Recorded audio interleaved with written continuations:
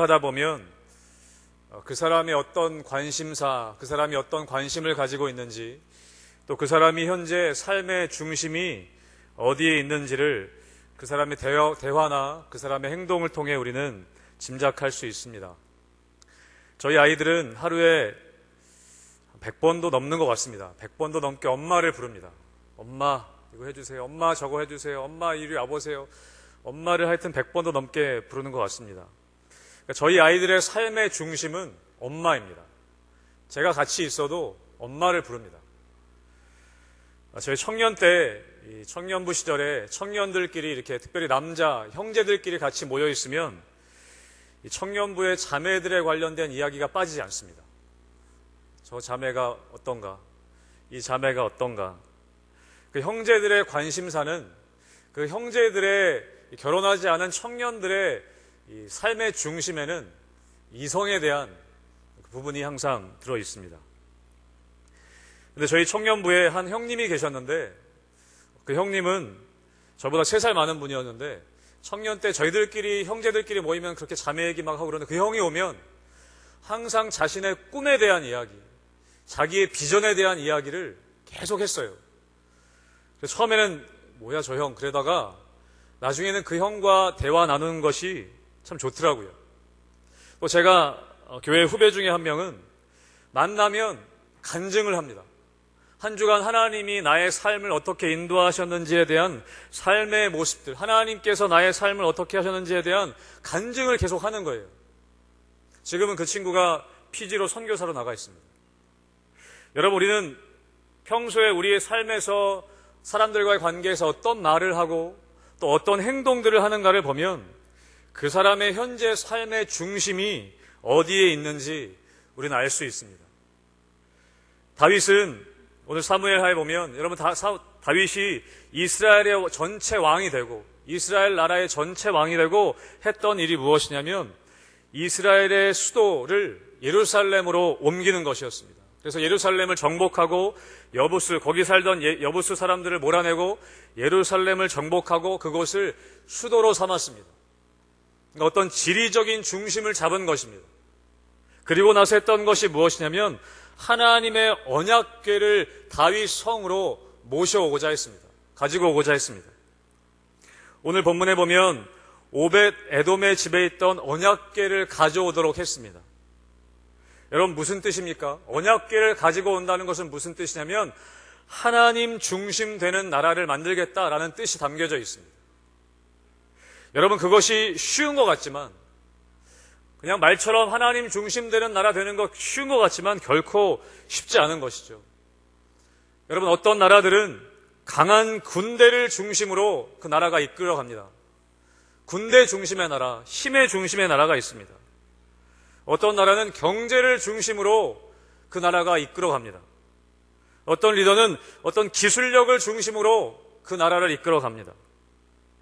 여러분 개인도 마찬가지죠. 어떤 사람은 명예를 중심으로 사는 사람이 있습니다. 명예가 중심이 되는 사람이 있어요.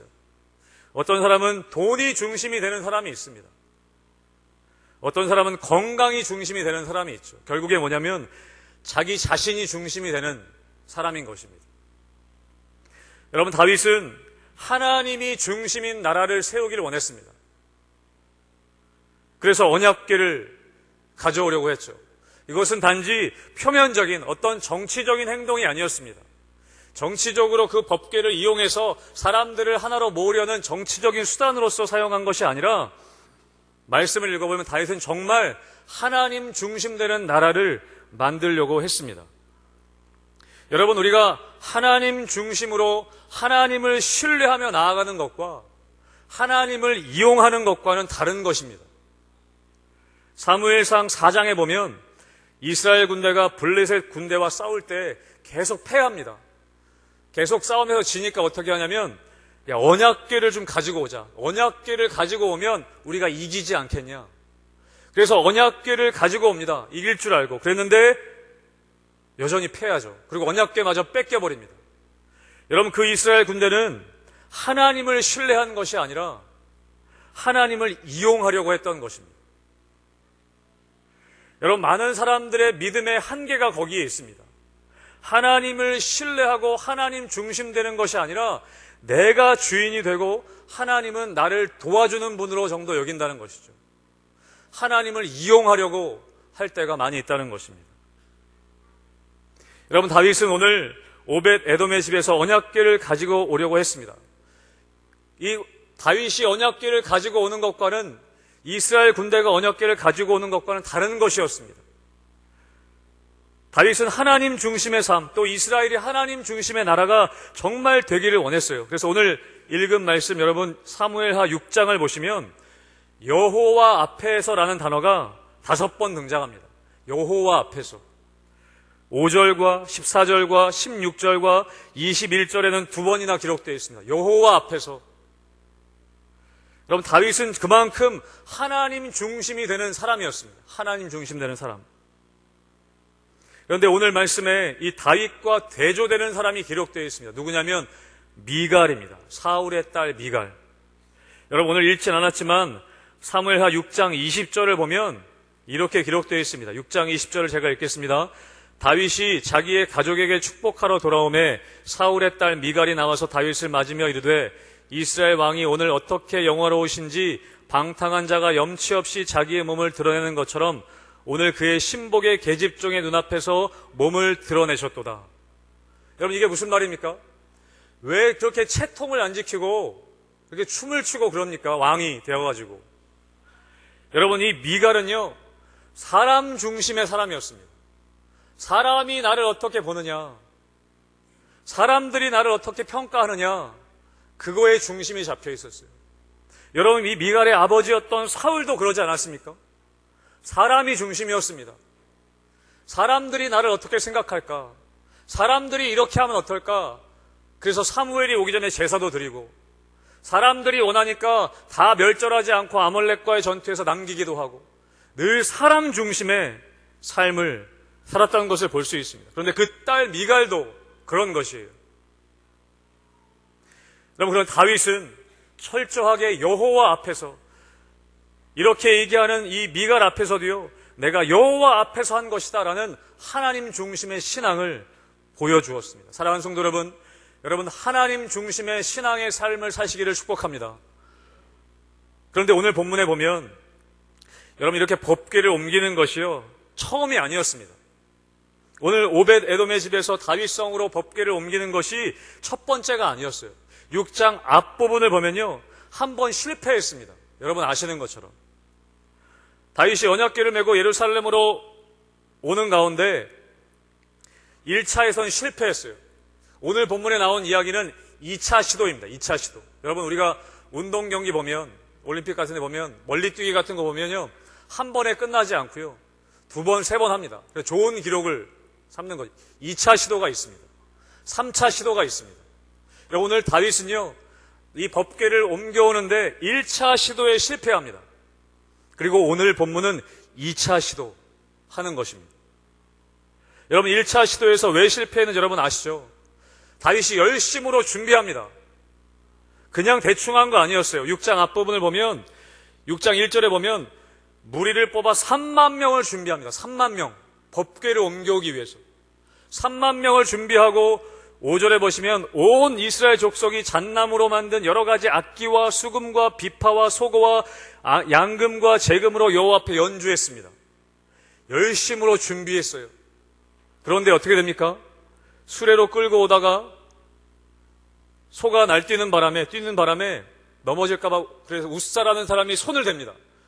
그래서 어떻게 됩니까? 웃사가 그 자리에서 즉사합니다. 여러분 상상을 한번 해보십시오. 이거는 국가적인 잔치입니다. 다윗이 모든 힘을 기울여서 모든 백성들이 보는 가운데 3만 명의 사람들을 동원하고 수많은 사람들을 동원해서 하는 국가적인 잔치였습니다. 그런데 그 국가적인 잔치 자리에서 지금 행진이 되고 있는데 소들이 날뛰자 웃사라는 사람이 손을 대니까 죽어버린 거예요. 여러분, 행사가 어떻게 됐겠습니까? 완전히 찬물을 끼얹은 듯 되지 않았겠습니까? 여러분, 쉽게 얘기하면 그런 거예요. 우리 부흥회 지난주 했는데 부흥회 열심히 준비했어요. 근데 예배 드리는데 뭐 갑자기 정전이 돼버리든가, 누가 갑자기 쓰러져 버리든가, 부흥회가 망쳐져 버린 거예요. 여러분, 그런 분위기가 어떻겠습니까? 국가적인 이 잔치 자리에 이런 일들이 일어났습니다. 여러분, 왕의 체면이 어떻게 됐겠어요? 준비한 왕의 체면이.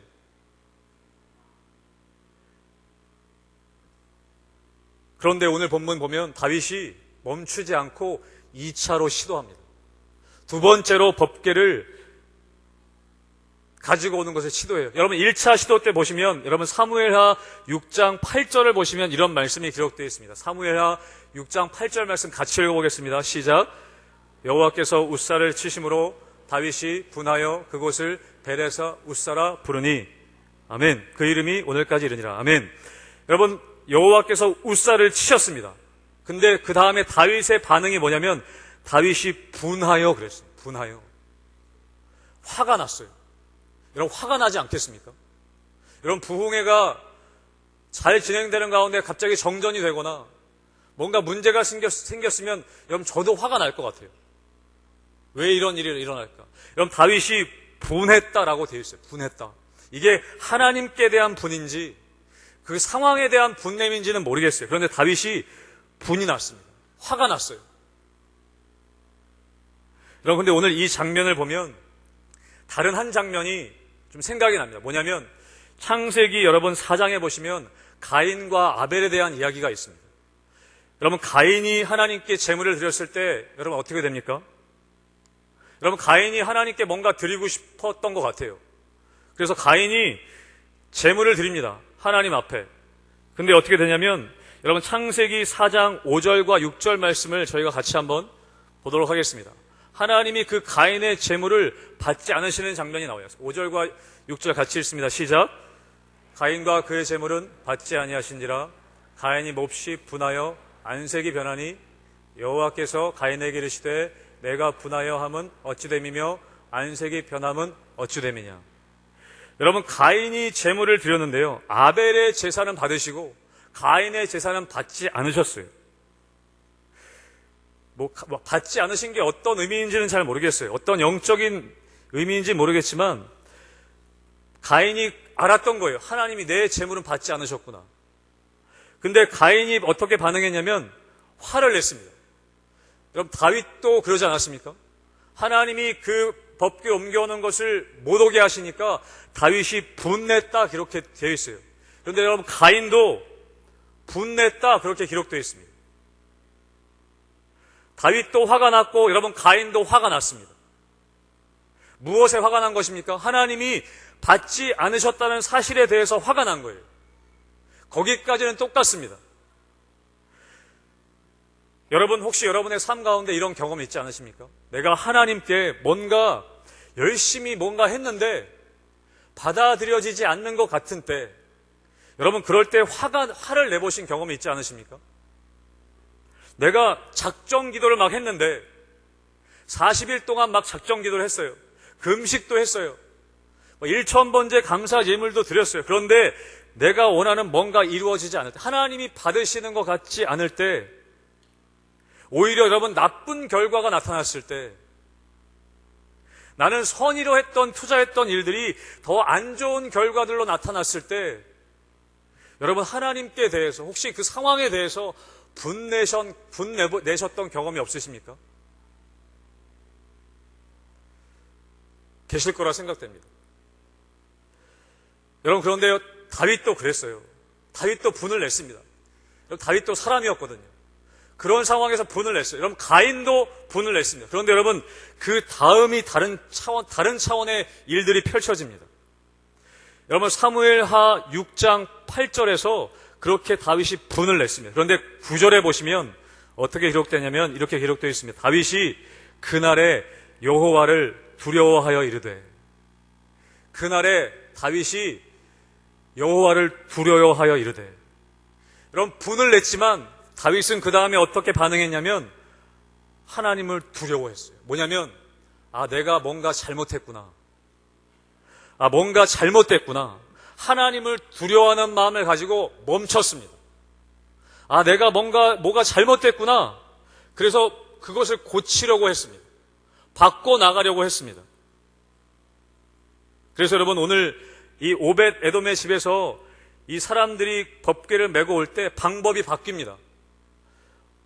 처음에는 6장 앞부분에는 수레에다가 싣고 왔어요. 그런데 이 오늘 오벳 에돔의 집에서 올 때 어떻게 오냐면 여호와의 궤를 꿰어서 메고 올라옵니다. 이게 원래 하나님의 방법이었거든요. 그러니까 처음에 하나님이 그렇게 분노하셨을 때 다윗도 분노했거든요. 그런데 거기서 멈추지 않고 다윗은 하나님을 두려워하는 마음으로 고쳐나가기 시작합니다.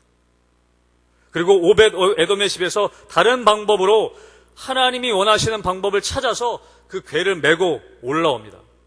그리고 여러분 13절에 보시면 이렇게 기록되어 있어요. 13절 말씀 여러분 같이 한번 읽어보겠습니다. 6장 13절 시작. 여호와의 궤를 맨 사람들이 6걸음을 가매 다윗이 소와 살찐 송아지로 제사를 드리고 6걸음을 가서 멈췄어요.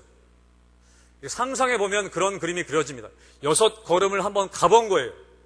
그리고 다른 일이 일어나지 않는가? 괜찮은가? 하나님이 허락하시는가? 멈춰서서 제사를 드리고 또 한 걸음씩 한 걸음씩 움직여 갔던 것입니다. 아, 이제 괜찮구나. 이 방법, 하나님이 원하시는 방법이 이 방법이구나. 그것을 판단하고 한 걸음 한 걸음 두려움 가운데 나아갔습니다. 여러분, 그렇게 해서 결과가 어떻습니까? 하나님이 받아주셨습니다. 다윗성에 도착했습니다. 여러분, 그런데 다시 한번 여러분 가인으로 돌아가 볼까요? 여러분, 가인이 아까 4장 6절에 보면 5절에 보면 분냈습니다. 그랬죠? 이 가인이 분을 냈습니다. 그럼 가인은 그 후에 어떻게 됐냐? 6절에 보시면 하나님께서 6절에 말씀하십니다. 아까 읽은 것처럼 내가 분하여 함은 어찌 됨이냐? 안색이 변함은 어찌 됨이냐? 여러분, 하나님께서는요, 가인에게도 하나님이 원하시는 방법을 알려주시려는 의향이 있으셨던 거예요. 기회를 주시려고 했습니다. 네가 분냄이 어찌 됨이냐? 그래서 여러분 7절에 이 창세기 5장 7절 보면 이렇게 기록되어 있거든요. 내가 선을 행하면 어찌 낫을 들지 못하겠느냐? 선을 행하지 아니하면 죄가 문 앞에 엎드려 있느니라. 죄가 너를 원하나 너는 죄를 다스릴지니라. 뭐예요? 가인에게 기회를 주십니다. 가인에게 새롭게 나아올 수 있는 기회를 주세요. 그런데 여러분, 가인이 어떻게 하냐면 그 하나님의 기회를 발로 차버립니다. 8절에 보시면 가인이 그의 아우 아벨에게 말하고 그들이 들에 있을 때에 가인이 그의 아우 아벨을 쳐 죽이니라. 여러분, 하나님께서 가인에게 기회를 주십니다. 가인이 분내니까 다시 한번 기회를 주세요. 그런데 아벨을 죽이는 반응을 하는 것입니다. 여러분, 다윗도 똑같이 분을 냈습니다. 그런데 다윗은 어떻게 했냐면, 이게 아니구나. 하나님을 두려워했습니다. 다른 방법을 찾았습니다. 그리고 결국에 그 법궤를 다윗 성으로 옮기게 됩니다. 여러분, 가인의 결과는 어떻게 되냐면 창세기 4장 16절 말씀 여러분 같이 한번 읽어보겠습니다. 4장 16절 시작. 가인이 여호와 앞을 떠나서 에덴 동쪽 놋 땅에 거주하더니. 여러분, 가인은 결국에 어떻게 하냐면 하나님을 떠납니다. 하나님을 떠납니다. 동생을 죽이고 회개하지 않고 하나님을 떠나버립니다. 성경엔 돌아왔다는 말이 없어요.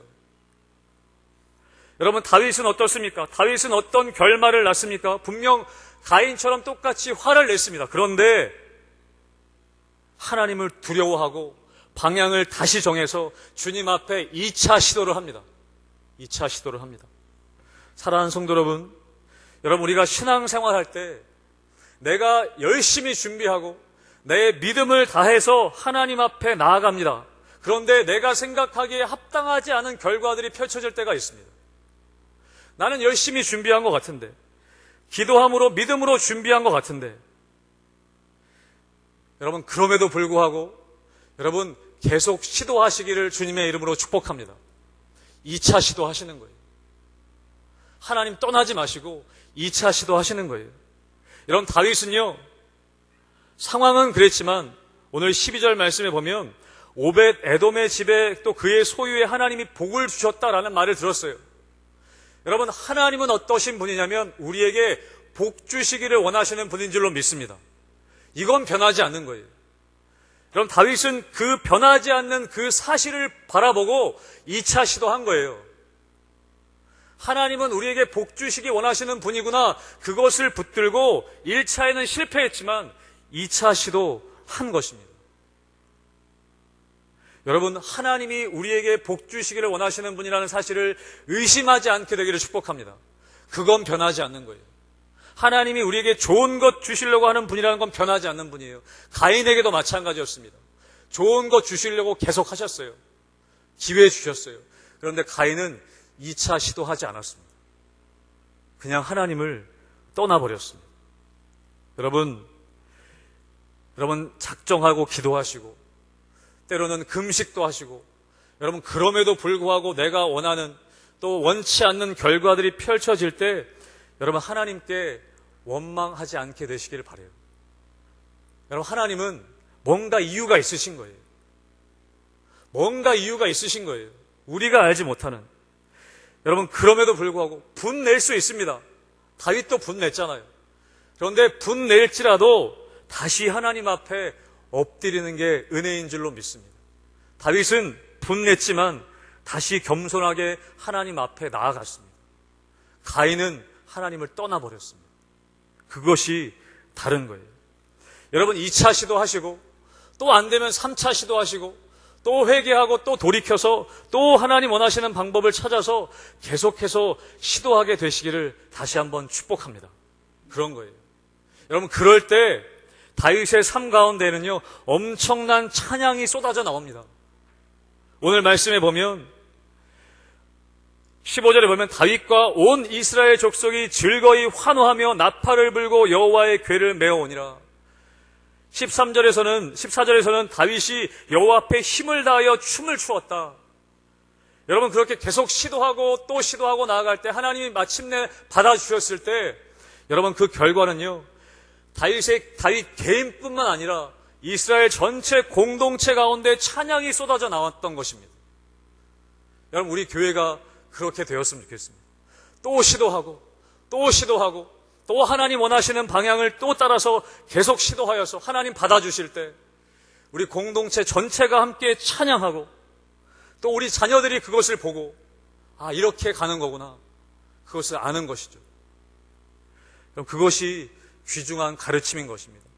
여러분 성경학교 준비하지만 여러분 그냥 하루 이틀 그렇게 우리가 선생님들이 가르치는 거 그것도 중요하지만 여러분 우리 교회 공동체 전체가 우리 어른들이 다윗처럼 이렇게 가는 방향을 우리가 알려줄 때 함께 그래서 기뻐하는 것을 경험할 때 우리 아이들이 그것을 보고 배우는 것입니다. 지난 부흥회 때 저도 기뻤던 것은 뭐냐면 부흥회 저녁 때 마치고 내려가서 성도님들과 인사하고 그럴 때요 기쁨이 있더라고요. 은혜가 있으니까 기쁨이 있으시더라고요. 공동체 안에. 여러분 우리 아이들이 그것을 보는 것입니다. 아 우리 교회 안에 이렇게 하나님이 원하시는 일들을 해나가니까 기쁨이 있구나.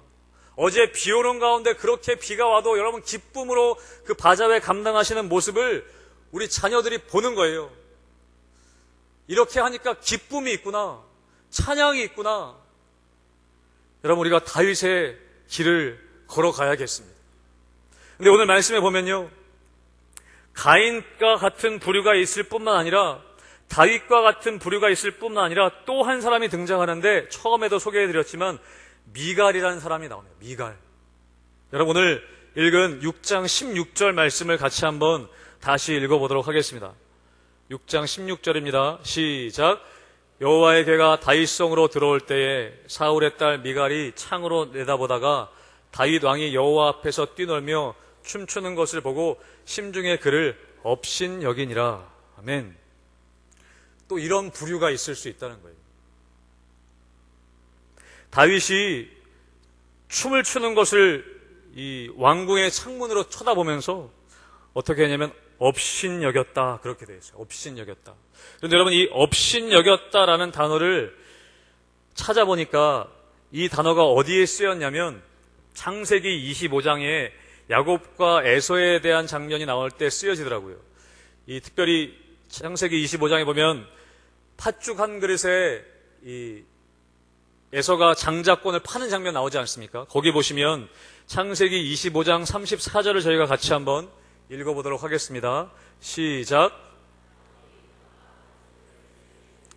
에서가 먹으시고 일어나 갔으니 에서가 장자의 명분을 가볍게 여김이었더라. 아멘. 에서가 장자의 명분을 가볍게 여김이었더라. 여기서 가볍게 여기다라는 단어가요, 아까 미갈이 다윗을 보고 업신여긴이라는 단어하고 똑같은 단어입니다. 영어 성경을 봐도 똑같은 단어입니다. 경멸하다, 그런 뜻이 있어요. 조롱하다, 그런 뜻이 있습니다. 여러분, 에서는요, 자기의 장자권을 소홀히 여겼습니다. 가볍게 여겼습니다. 그래서 어떻게 했냐면 심지어 음식으로 바꿔버리려고 했어요. 우습게 여겼다는 말이에요. 여러분, 미갈도 마찬가지였습니다. 다윗 왕이 법궤를 메고 올 때 춤추는 것을 보고 업신 여겼습니다. 우습게 여겼어요. 가볍게 여겼다는 거예요. 멸시했다는 말입니다. 별로 대수롭지 않은 일로 여겼어요. 여러분, 우리가 미갈과 같으면 안 되겠습니다. 뭔가 일이 잘 돼서 서로 기뻐하고 그러는데 우습게 여기는 태도가 우리 가운데 있다면 이건 미갈의 태도입니다. 여러분, 그런 태도가 여러분 가운데 없게 되시길 축복합니다. 공동체 안에 뭔가 잘 되고 있을 때 우습게 여기고 가볍게 여긴다면 이건 미갈의 태도입니다. 그게 뭐 어때서? 그게 뭐 별거라고. 누군가 자신의 삶에서 하나님이 하신 일들을 간증할 때 여러분, 그것을 가볍게 여기시지 않기를 바랍니다. 존중히 여기는 거죠. 아, 저렇게 하니까 되는구나. 하나님이 저렇게 하시니까 복 주시는구나. 그게 뭐 별거라고. 나는 더 큰 거 있는데. 그렇게 하시는 게 아니라 어떤 사람이 하나님의 방법대로 나아가는 것을 볼 때, 그리고 하나님이 복 주시는 것을 볼 때, 야, 저렇게 하면 되는구나, 저렇게 해야 되는구나 라는 그런 마음을 갖는 게 중요하다는 것이죠. 미갈은 그런데 업신 여겼습니다. 업신 여겼어요. 여러분, 이러한 태도가 또 어디 나오냐면 하나님을 멸시하던 엘리의 아들들에 관련된 또 언급에서 나오더라고요. 그래서 여러분, 사무엘상 2장 30절에 보니까 이렇게 기록되어 있습니다. 사무엘상 2장 30절 같이 한번 읽어보겠습니다. 시작. 그러므로 이스라엘의 하나님 나 여호와가 말하노라. 내가 전에 내 집과 내 조상의 집이 내 앞에 영원히 행하리라 하였으나 이제 나 여호와가 말하노니 결단코 그렇게 하지 아니하리라. 나를 존중히 여기는 자를 내가 존중히 여기고 나를 멸시하는 자를 내가 경멸하리라. 여러분, 여기서 보면 나를 멸시하는 자를 내가 경멸이라 했을 때 이 멸시가 미갈이 업신여기다 할 때 그 단어랑 똑같은 단어입니다. 에서가 자기 장자권을 가볍게 여기다라는 단어와 똑같은 거예요. 여러분, 미갈의 자세를 갖고 있다면 하나님께서 말씀하세요. 나도 똑같이 너를 대하겠다. 하나님이 일하시는 것, 하나님이 원하시는 방법들이 펼쳐지고 하나님의 일들이 이루어질 때 미갈의 자세를 갖게 되면 나도 너를 똑같이 대하겠다. 그런 무서운 말씀을 우리에게 주고 계시다는 것입니다. 여러분, 하나님께서 우리에게 하나님의 자녀가 되는 권세를 주셨다고 할 때 여러분, 그 사실을 소중히 여기게 되시기를 축복합니다. 아, 이게 소중한 거구나. 내가 너를 택했다라고 할 때 그 말씀을 소중히 여기는 거예요. 오늘 오전에 목사님 통해 주신 말씀, 염려하지 말고 기도하라, 그 말씀 주실 때 그 말씀을 소중히 여기는 거예요. 야, 염려할 거 많은데 어떻게 기도하냐. 그리고 그냥 멸시하는 것이 아니라, 무시하는 것이 아니라 그 말씀을 소중히 여기는 거예요. 여러분, 그것을 소중히 여길 때 나를 존중히 여기는 자를 내가 존중히 여기리라. 그 말씀을 존중히 여기면 하나님이 우리를 존중히 여기실 줄로 믿습니다. 근데 그 말씀을 멸시하면, 하나님의 방법을 멸시하면 여러분, 에서와 같은 모습, 미갈과 같은 모습이 우리 삶 가운데 펼쳐질 수 있다는 것입니다. 그래서 여러분, 오늘 다윗은요, 그것을 싫어했어요. 자기 아내였지만 그렇게 하는 것을 싫어했습니다. 하나님의 방법을, 하나님의 일들을 업신여기는 것을 다윗은 싫어했습니다. 그리고 계속해서 하나님의 삶을, 하나님 원하시는 삶을, 하나님 중심의 삶을 다윗은 계속해서 살아나갔던 것을 볼 수 있습니다. 결국 여러분, 미갈은 6장 마지막 절에 보면 어떤 벌을 받냐면, 미갈이 죽는 날까지 그에게 자식이 없었다, 이렇게 기록되어 있습니다. 좀 지나친 해석일 수도 있지만, 여러분, 영적인 면으로 봤을 때 우리가 미갈의 태도를 취하고 있으면요, 영적으로 우리가 자식이 없어질 수 있습니다. 우리가 하나님 앞에 미갈과 같은 태도를 취할 때 교회들이요, 영적인 불임이 일어날 수도 있습니다. 새로운 영혼이 태어나지 않는 것이죠. 여러분, 우리 가정 가운데 미갈의 태도가 있다면 여러분 버리셔야 합니다. 다윗의 태도를 취해야 합니다. 가인의 태도를 버리셔야 합니다. 에서의 태도를 버리셔야 합니다. 다윗과 같이 나아갈 때